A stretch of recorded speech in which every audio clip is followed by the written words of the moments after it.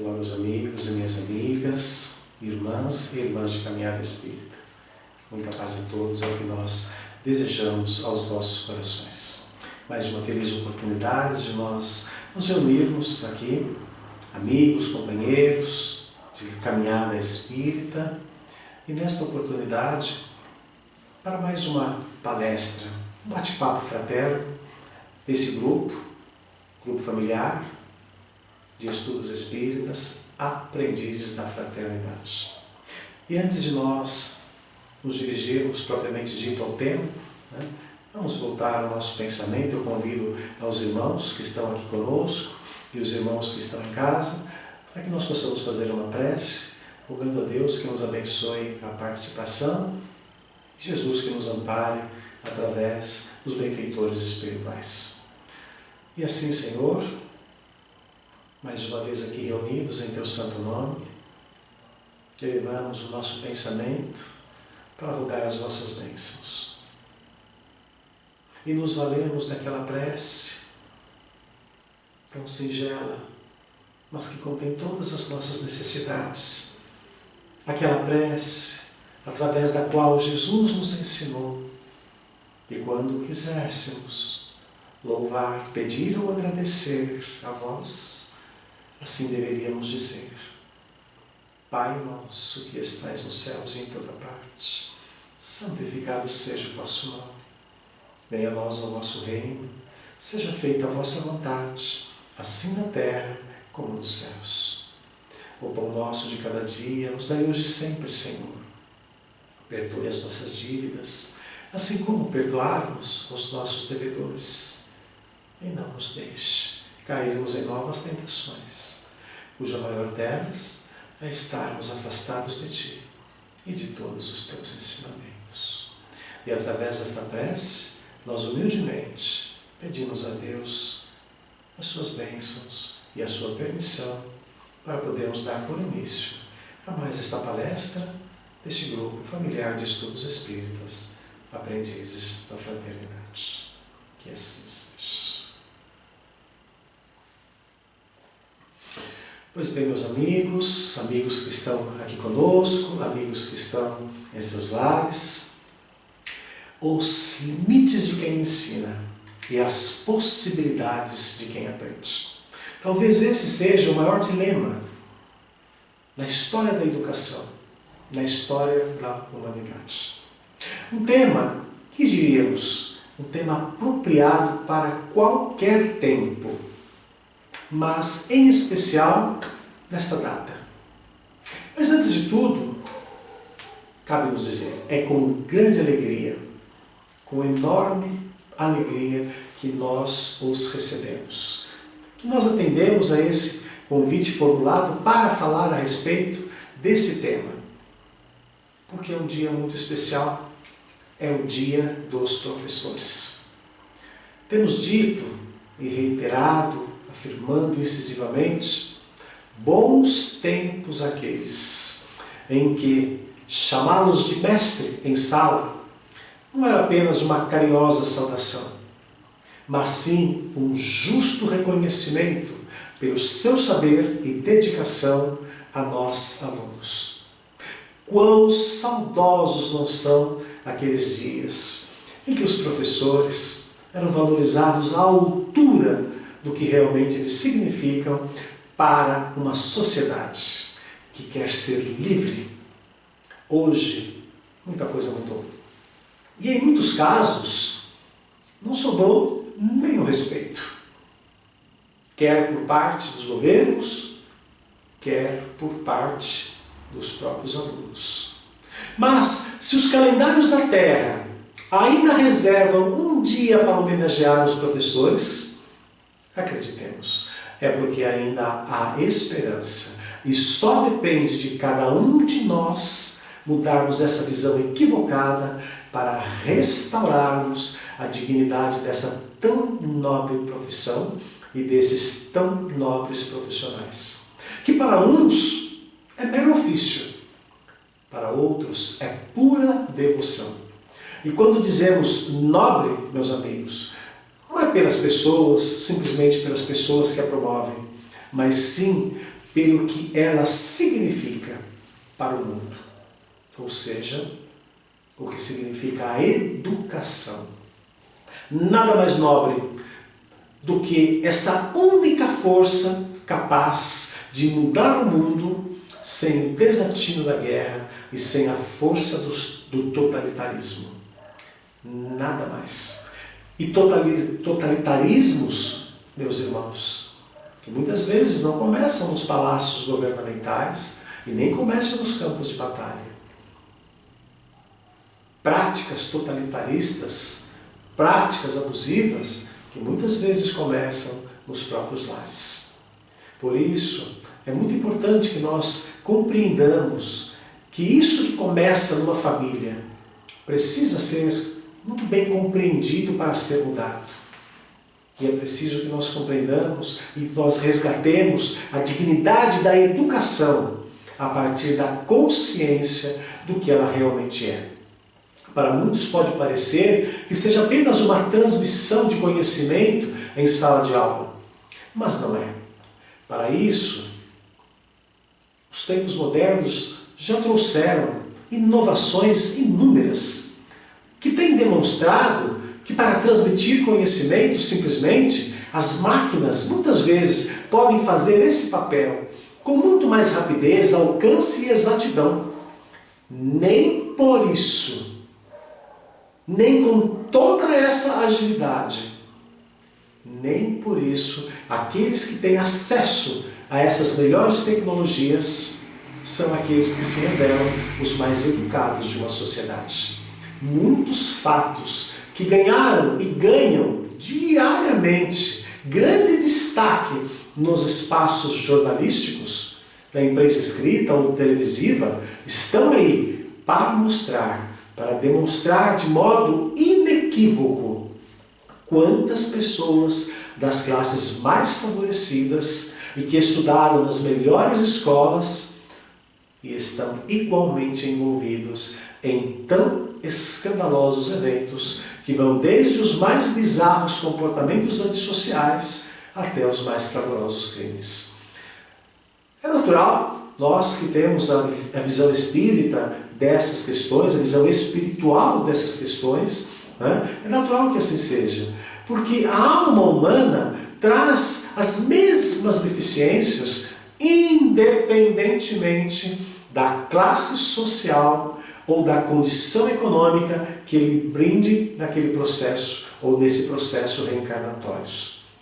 E igualados que estamos nas mesmas deficiências, temos na educação do espírito as mesmas necessidades.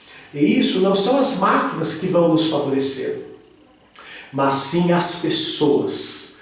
Todas aquelas que de algum modo fazem do exemplo a maior ferramenta humana que já se conheceu para ensinar a alma. Aquele ensino que realmente preenche o intelecto, mas não se esquece de abraçar o coração. Sabe aquele ensino que emociona, comove? Pois bem, é este. Somente esse ensino é que de fato educa. E é por isso que os professores não são meros transmissores de conhecimento, são educadores. Antes de tudo, são educadores. E educadores que estão nas salas de aula dos grandes e dos mais renomados institutos, dos grandes centros urbanos, mas também aqueles que estão nas salas de aulas, nos rincões, nas periferias, nos locais mais distantes.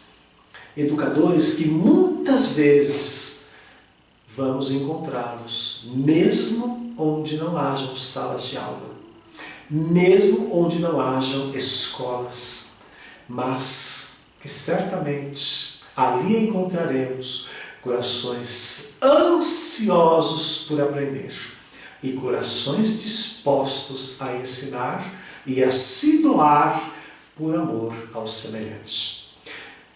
A educação é isso, meus amigos. É um ato de doação que imprime informação para o intelecto e carinho para o coração. Sem isto, ninguém educa. Em verdade, aqueles que foram reconhecidos como os grandes professores nas salas de aula, os grandes mestres da vida, demonstraram que para ensinar pode-se precisar de muita coisa, mas para educar basta o essencial. E o essencial é o amor no que faz, a boa vontade no que se pretende e o interesse pelo outro. Ninguém educa se não tiver interesse pelos seus semelhantes. E exemplos disso não faltam. Lembro-me de que no dia 12 de julho de 2013, uma jovem de 16 anos, paquistanesa, foi recebida na Assembleia Geral das Nações Unidas nos Estados Unidos, onde, em que pese a sua pouca idade, mostrou ao mundo que a violência jamais calará uma voz que por amor se levante, e demonstrou que o medo, por muito que pode retardar esse processo, mas o medo jamais impedirá que as almas sejam educadas. E para que não houvesse dúvida do quão pouco é preciso para educar uma alma, aquela jovem sentencia ao mundo como poucas vezes falado nessa terra: uma criança, um professor, um livro e uma caneta podem mudar o mundo.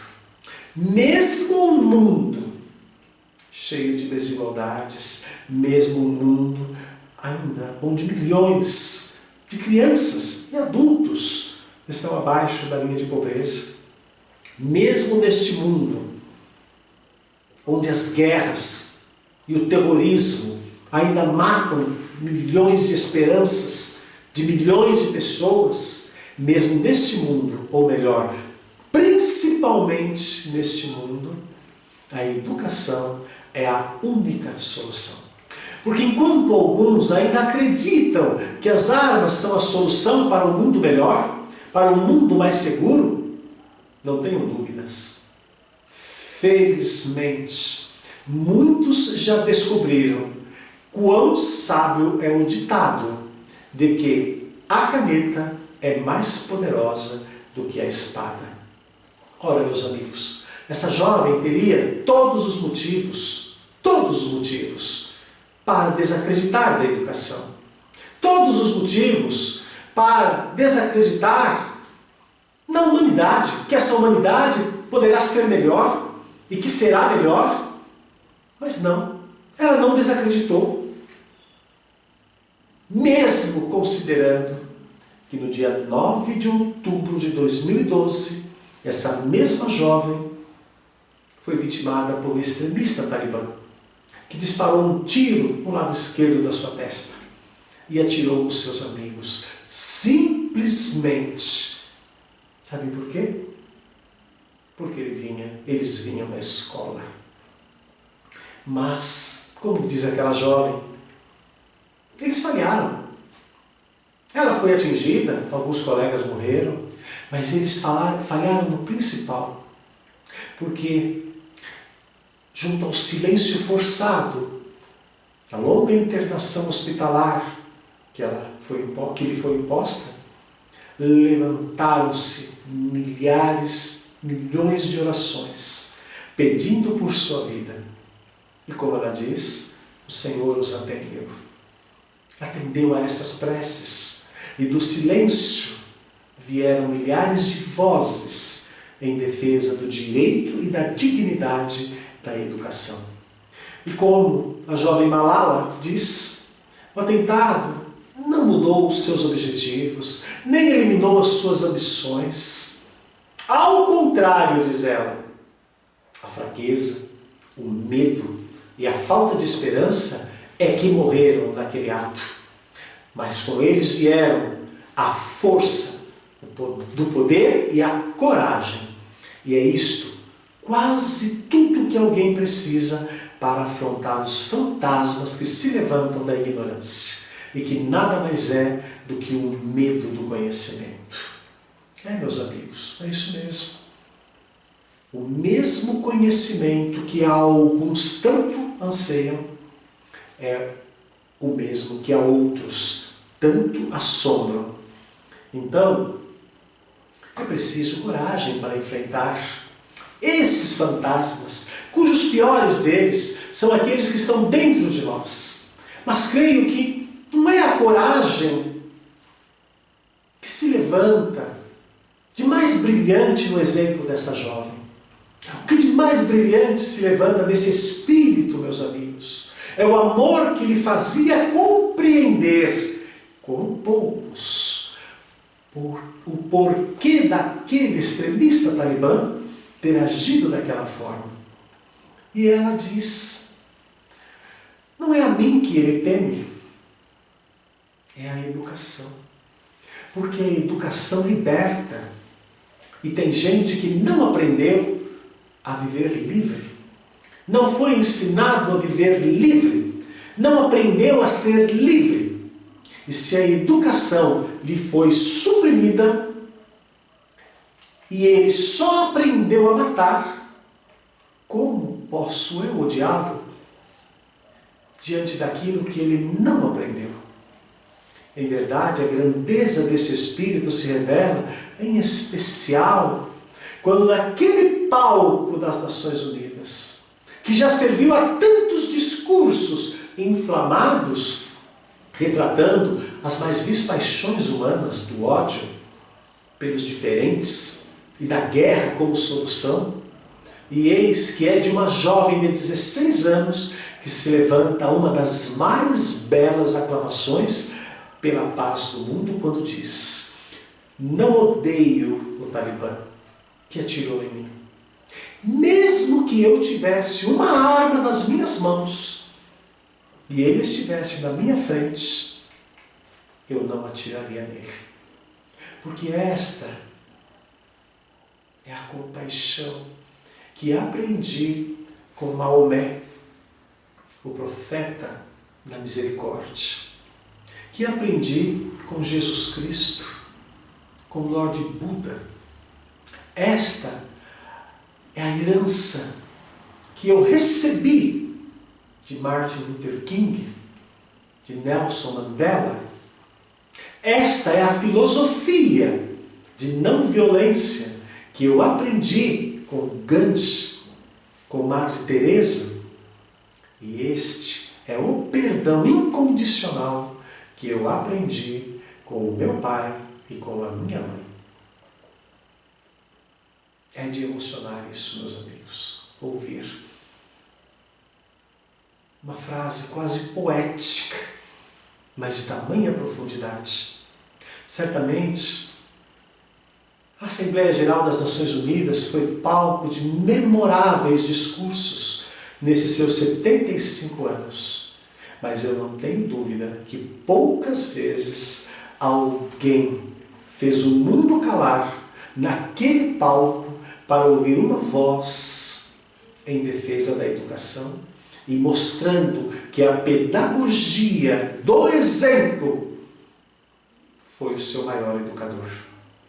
Por isso, meus amigos, não é o que de mais belo nós vamos encontrar nesse discurso, não é aquilo que encanta os ouvidos, não é aquilo, mas é aquilo que cala na nossa alma de espíritos, ansiando pela perfeição, pela felicidade, pela paz.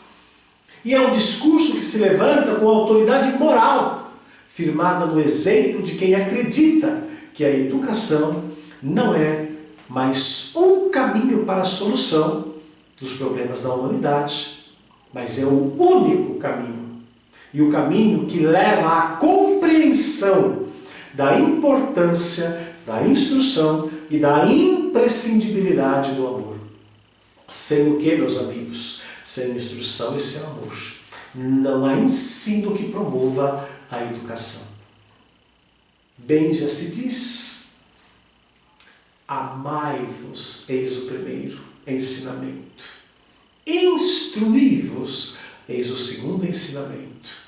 É o que nos ensina o Espírito da Verdade em mensagem aposta no Evangelho segundo o Espiritismo, e que traz toda uma lucidez para todos nós, independente de credo, independente de religião, de filosofia.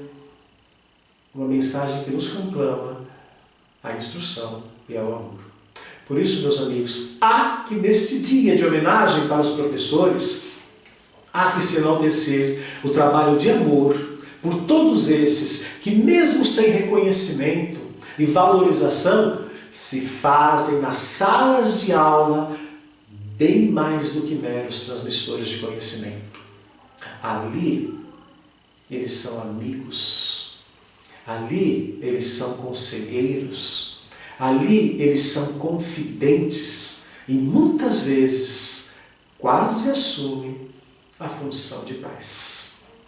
Mas não poderemos deixar de valorizar aqueles que, anonimamente, mesmo sem qualquer titulação, fazem do palco da vida a sua grande sala de aula e também têm de ser reconhecidos por nós como verdadeiros educadores. E todos temos em Jesus o referencial do maior educador que o mundo conheceu. Nasceu numa manjedoura, tendo por testemunhas os animais, filhos de pais humildes e que nunca frequentou uma escola, mas fez da sua autoridade moral, do seu verbo poderoso, do seu exemplo e do amor, o maior instrumento pedagógico de educação para a humanidade. Foi ele quem melhor ensinou a necessidade do respeito às limitações do ouvinte, porque sabia que não é pelo muito falar, não é pelo muito pregar que se ensina, mas sim o falar do apropriado e do falar com propriedade, chancelados pelo amor.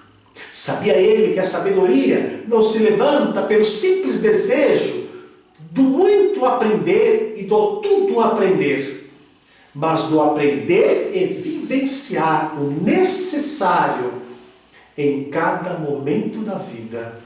E é por isso que ele fez do diário da vida aquele onde estão as nossas alegrias, aquele onde estão os nossos sofrimentos, o grande livro da existência, nos levando ao aprendizado que associa o sentir e o pensar.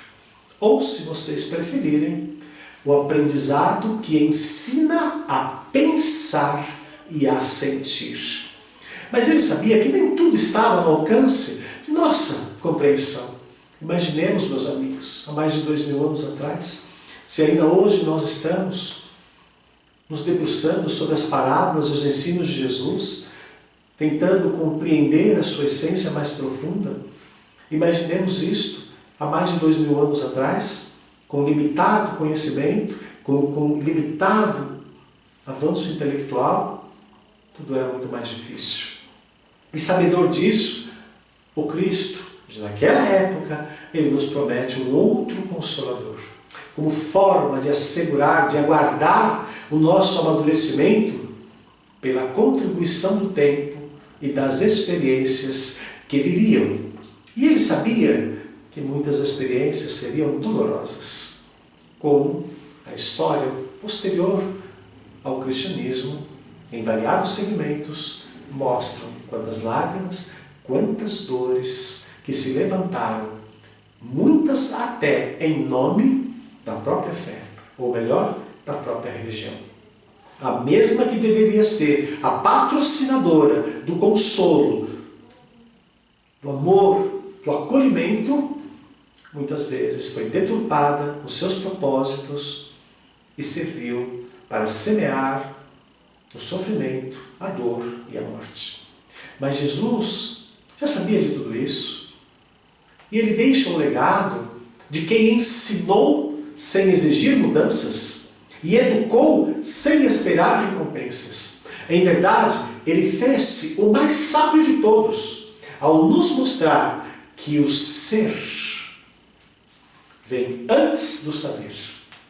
E ele, que era mestre e podia ser chamado assim, ele preferia ser chamado simplesmente de irmão.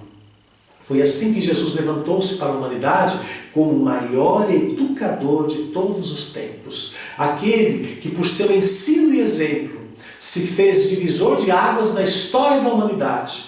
Aquele que ensinou e educou e exemplificou para aqueles que estavam do lado de cada vida e aqueles que estavam do outro lado da vida, para encarnados e para desencarnados.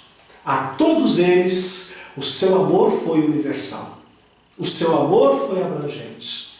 Por isso é que nós dizemos, ele se fez o maior divisor de águas da história da humanidade, podendo dizer sem medo de heresia que a história da humanidade se divide antes do Cristo e a humanidade depois do Cristo. Mas talvez muitos se perguntem, que poder é esse capaz de transcender o tempo e de alcançar gerações? E é ele mesmo quem dizia que é simplesmente o poder do amor. E é por isso que não vemos nenhuma heresia em dizer que ninguém educa sem o amor. Mas outros talvez possam também se perguntar que pedagogia é essa que Jesus se utilizou? E dentre as muitas teorias que se levantaram tentando explicar Jesus, tentando explicar que força é essa, dentre as muitas teorias que se levantaram para explicar esse Jesus educador, foi uma do grande filósofo, também educador, escritor e tradutor, nosso irmão José Herculano Pires. Uma citação dele, ressaltada pela autora Dora Encontre no livro Pedagogia Espírita, um projeto brasileiro em suas raízes. É ali que nós vamos encontrar uma citação do nosso irmão Herculano Pires, onde ele refere-se à pedagogia de Jesus, chamando-a de a pedagogia da esperança, que Jesus inaugura na história da humanidade, a pedagogia da esperança. Sabe por quê? Porque ele sabia da importância do tempo. Que nem tudo é possível quando nós queremos, quando nós desejamos. Que não basta simplesmente querer. Nós precisamos muitas vezes do amadurecimento perante essas construções da vida. E é nessa pedagogia que a educação, ela não era mais simplesmente um simples ajustamento do ser aos moldes ditados pelos rabinos do templo. Não era apenas um ajustamento para a aceitação da imposição de fora para dentro da moral farisaica, mas era o despertar das criaturas para Deus. Através do quê? Do estímulo da palavra, do estímulo do exemplo. A partir de então, o que diríamos? A salvação pela graça já não era mais um privilégio de alguns. A partir de então, ela passa a ser um direito de todos. E era assim que Jesus ensinava. Era assim que Jesus exemplificava. Era assim que ele chamava para si as criancinhas. Chamava-as para abençoá-las. Chamava-as para despertá-las com as palavras de amor. Chamá-las para despertar os sentimentos mais puros que existem nelas. Mas vejam que nem os apóstolos, os mais próximos e íntimos do Cristo, muitas vezes não entendiam. Muitas vezes se perguntavam, um rabi cheio de sabedoria da Torá, a perder tempo com as crianças? Mas Jesus não via nelas crianças. Jesus via nelas espíritos reencarnados, almas carentes, e sabia que cada criatura humana era para ele um educando, um aluno. E era por isso que a Terra, a partir de então, já não era mais o paraíso dos privilegiados, e a terra já não era mais o inferno dos condenados. A terra, a partir de então, se transforma na grande escola em que todos aprendemos, em que todos nos educamos. E Jesus sabia que a pedagogia da esperança oferece oportunidade para todos. Oportunidade de salvação. E a salvação que está aonde? Na educação. E como ela é a esperança, não é isso? Como ela é a pedagogia da esperança, ela não exige transformação. Porque ela trabalha pacientemente, desconstruindo erros ainda tão implícitos nas entranhas da alma, na certeza da reconstrução de um novo ser. Não no tempo de quem ensina, mas na possibilidade de quem quer aprender. E é por isso, meus amigos, que se ensinar é um processo que vem de fora para dentro, a educação por excelência é um processo que se materializa de dentro para fora, como um produto que nem sempre se consolida a partir das possibilidades de um bom professor, mas sim das possibilidades deste, harmonizadas com os limites de entendimento do ouvinte. Infelizmente, nem sempre isso está tão perceptível e tão disponível à compreensão de todos. Muitos só veem obstáculos, muitos só veem problemas, mas aqueles que verdadeiramente amam e guardam a esperança, realmente acreditam que nem é preciso tanto assim. Bastar-nos a uma criança, um professor, um livro e uma caneta para que a gente possa mudar o mundo. Porque a educação, meus amigos, é a única solução. E ela começa com a boa vontade de ensinar e o desejo de aprender. E é isto que, em verdade, caracterizam os limites de quem ensina e as possibilidades de quem quer aprender. Nem pode o professor fazer o que compete ao aluno, e nem pode ao aluno satisfazer-se com o que é patrimônio intelectual do professor. Ninguém chega à sabedoria pelo esforço e pelo trabalho do outro. O saber não tem limites, mas o tempo para sua consolidação na alma tem limites. Isto, em bom português, significa amadurecimento. Jesus bem sabia disto. E levantou-se como educador que fez a diferença para uma humanidade inteira. E você, caro amigo, professor, é que fez e está fazendo a diferença na minha vida, na nossa vida. Por isso, jamais se sinta desvalorizado. Jamais deixe de acreditar que precisamos de você, porque se uma jovem de 16 anos levantou a voz para ensinar o poder da educação, nós só precisamos do poder do seu amor, do seu exemplo e do seu desprendimento para nos mostrar o caminho da renovação que se chama educação. Por isso, meus amigos, meu caro amigo professor, meu caro mestre, meu caro educador, aceite o nosso muito obrigado.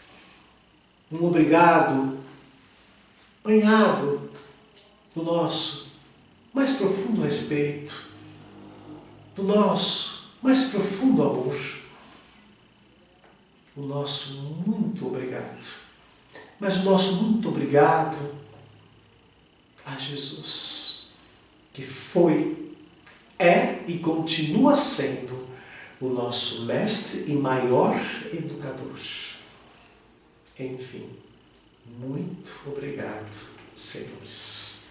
Muita paz aos vossos corações.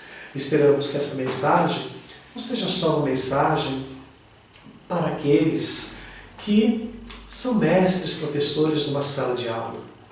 Que seja uma mensagem também que acalente o coração daqueles que são mestres, professores e educadores de tantas crianças abandonadas por essas ruas, sem lar, sem um referencial, sem ao menos a dignidade do alimento. Todos esses são educadores também. São professores da vida. E quanto que todos nós precisamos desses educadores. Porque, em verdade, a nossa trajetória na vida, na presente existência, ela pode ser curta. E é curta. Mas todos nós espíritas sabemos que nesse curto espaço de tempo, ele pode fazer a diferença a mudar toda a nossa existência a partir da educação. Esta é a proposta que o Evangelho de Jesus traz como a boa nova para a humanidade. Assim eu convido a todos os nossos amigos e irmãos para que nós possamos fazer a nossa prece de encerramento. E assim nós vamos dizer: Senhor Jesus, muito obrigado por tudo o que o Senhor nos deixou, por tudo o que o Senhor nos faz, encaminha para nós, almas ainda carentes, vacilantes, mas que pelo menos hoje já sabemos da força que o vosso Evangelho detém para nos consolar e transformar a nossa vida. Mas abençoe, Senhor, que nesse dia tão importante, que é o dia dos professores, nós não nos esqueçamos das crianças sem lar, das crianças sem alimento. Que nós não nos esqueçamos daquele exemplo sublime que o Senhor nos deixou quando, ao pregar e ao ensinar a multidão faminta, faz a multiplicação dos pães e peixes, como a mostrar para nós que se a alma precisa do alimento, não menos o corpo. Então que nós tenhamos olhos para esta criança, para estas crianças carentes e desabrigadas. Que nós tenhamos olhos também para as crianças que por vezes há dentro dos adultos. Enfim, Senhor, só podemos vos dizer muito obrigado e rogar que as vossas bênçãos, o amparo de Deus, nosso amado Pai, possam iluminar o nosso caminho e onde quer que nós estivermos, nós estejamos à altura de darmos um justo testemunho do vosso Evangelho. Assim, agradecidos que somos, pedimos a Deus a permissão para podermos dar por término a nossa palestra, esta singela palestra, em mais esta ocasião. Que assim seja. Meus queridos amigos, meus queridos irmãos, que vocês possam ficar na paz de Jesus e que onde vocês estiverem, vocês possam receber, essa mensagem como um estímulo a mostrar para nós que todos nós podemos fazer um pouco a mais a título da nossa autoeducação e da educação de tantos desabrigados. Uma ótima noite, um ótimo dia, uma ótima tarde para todos vocês. Muita paz aos vossos corações e até a próxima oportunidade.